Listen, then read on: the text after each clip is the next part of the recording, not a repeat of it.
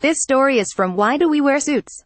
And of the Why Factor, presented by Mike Williams and produced by Smita Patel. To listen to more of the Why Factor from the BBC World Service, please click here. Nestled in London's Mayfair neighbourhood is the shop front of Henry Poole Co. at the heart of Savile Row, a street synonymous with the creme de la creme of men's suits. The firm dates back to 1806. During the century that followed, British fashion became a global phenomenon and its favoured sombre suit an international norm. But why? Some would say it is functional. I think it's more a case of it carries connotations of modernity and functionalism and status. Valerie Steele. Given the price tag of each Henry Poole Co. suit around $5,300, it would be easy to assume bespoke suiting is a luxury reserved for the elite, but managing director of the company, Simon Cundy, disagrees. It's a functional piece. Gentlemen still feel very relaxed and reassured wearing it and happy to be in something that fits them, says Cundy of its enduring appeal. A lot of people in our world are very business-oriented and don't have much time to go traipsing around from shop to shop trying to find something that fits. It does cost, but if you take the cost of it over 10 years, which generally that's what they should last, that's a reasonable factor in price. In its basic form, the suit has existed since the 17th century, and in its contemporary form since the beginning of the 20th century. The look has remained essentially constant, and proliferated across the globe among the elite and then among ordinary men, and eventually among women adopting variants of the business suit. Director of the Fashion Institute of Technology Museum in New York, Valerie Steele, believes the suit retains its enduring power, because I think it connotes modernity. She says, I think that it looks modern, it looks efficient. Some would say it is functional. I think it's more a case of it carries connotations of modernity and functionalism and status. Someone who knows a thing or two about the origin of modern suits is fashion designer Sir Paul Smith, who has dressed everyone from Pink Floyd and the Beatles to David Bowie. You can just get on with business rather than having to consider the wearer's background, where they come from. Martin Pell. I wear a suit every day, even at the weekend, says Smith. I just find they really work for me, he says from his studio in Covent Garden, which has been open since 1979.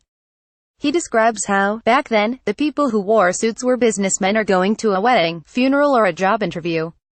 But thanks to Smith and other menswear designers like Giorgio Armani, the traditional suit began to change. We softened the suit up, he says of the classic design, softened the shoulder pads, made the suit more easy to wear because a lot of people were coming out of wearing a denim jacket with a zip up the front or a more casual item.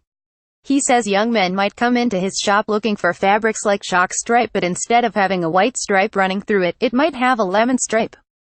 But while Smith was busy making people stand out from the crowd, the classic suit remains.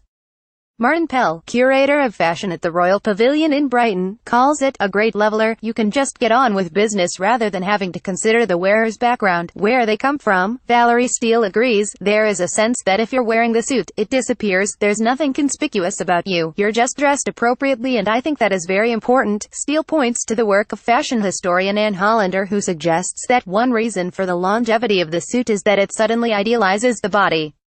So through padding in the shoulder, adjusting the proportions, you can create a facsimile of a good-looking body while also just generally veiling less good-looking bodies. During wartime, adopting this worker silhouette served a different role.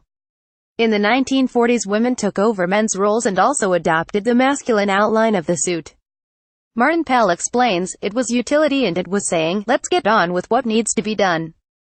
Men are at war, so women adopted the suit. They didn't wear trousers, they wore skirts, so it was women getting on with business. It is a utilitarian garment, but it is able to be so much more than just a utilitarian garment, uniformity. But of course, historically, this utilitarian use and blending in through clothing was also used to assert power. China's Cultural Revolution in 1966 was a brutal attempt by Mao Zedong to forge a new type of country. Like other authoritarian rulers, Mao scrutinized the details of people's daily lives, what they could read and see and say, and even what they could wear. And what they wore was known as the Mao suit, also known as the Sun Yat-sen uniform, after the first great nationalist revolutionary leader Dr. Sun Yat-sen. The suit came in three colors: blue for peasant workers, gray for communist officials, and green for members of the People's Liberation Army. So, in modern-day life in democratic, Western civilizations, does the suit still have a role to play? Simon Cundy feels that in business, by wearing a suit, a gentleman will feel more reassured that if you're going to invest in something or meet and discuss a project together, it's a sort of mark of respect. You make the effort to take something serious in life. I don't think the suit will ever die, says Martin Pell.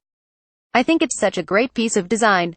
Whether we wear it every day or whether we wear it on occasions, I don't think it's ever going to go away. And as Paul Smith says, you can be 13 or 100 or a rock star or a schoolboy. There'll always be a place for the suit. To comment on this story or anything else you have seen on BBC Capital, please head over to our Facebook page or message us on Twitter.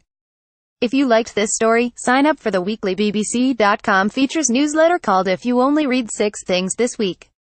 A hand-picked selection of stories from BBC, Future, Culture, Capital and Travel, delivered to your inbox every Friday.